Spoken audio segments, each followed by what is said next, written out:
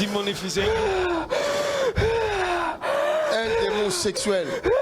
A sexual demon. Regardez.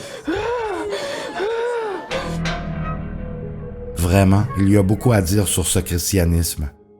C'est important de remarquer les évidences en rapport avec le modèle montré dans la Bible, parce que je dirais que la majorité ne vérifie même pas. De plusieurs manières, vous pouvez voir que le Vatican a rien à voir avec ce que prétendent ses dirigeants, ses endoctrinés. Ce christianisme du monde, je dis du monde, a commencé dans l'apostasie il y a des siècles. Si vous regardez attentivement le début de l'Église montré dans la Bible, ce sont des apôtres qui s'occupent des assemblées et non un empereur romain.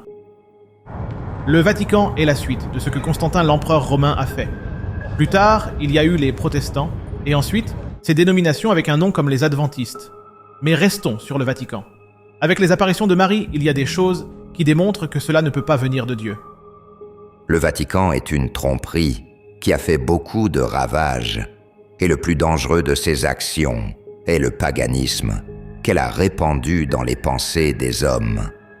Si tu as du paganisme dans tes pensées, tu vas le démontrer en parole et en action.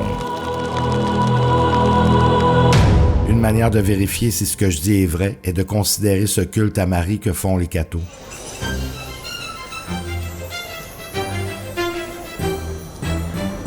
Jamais les apôtres auraient accepté ces objets qui viennent de l'hindouisme.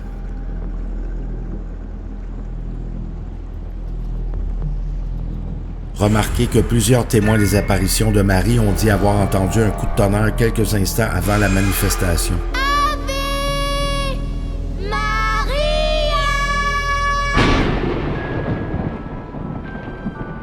Cette supposée Marie aurait demandé de prier le chapelet. La vraie Marie ne connaissait pas les chapelets. Est-ce que vous le saviez ou... Marie ne plaçait pas ses mains de cette manière et n'avait pas de chandelle comme les catholiques. Ces pratiques se trouvent dans l'hindouisme et chez les bouddhistes. Les cathos sont un immense troupeau de moutons de Panurge. Écoutez bien. Le Vatican qui a dominé n'a pas eu de difficulté à populariser les mains jointes, et cela est connu sur toute la Terre. Sauf que la majorité du monde n'a pas encore réalisé que cela n'a jamais été prescrit par le Seigneur.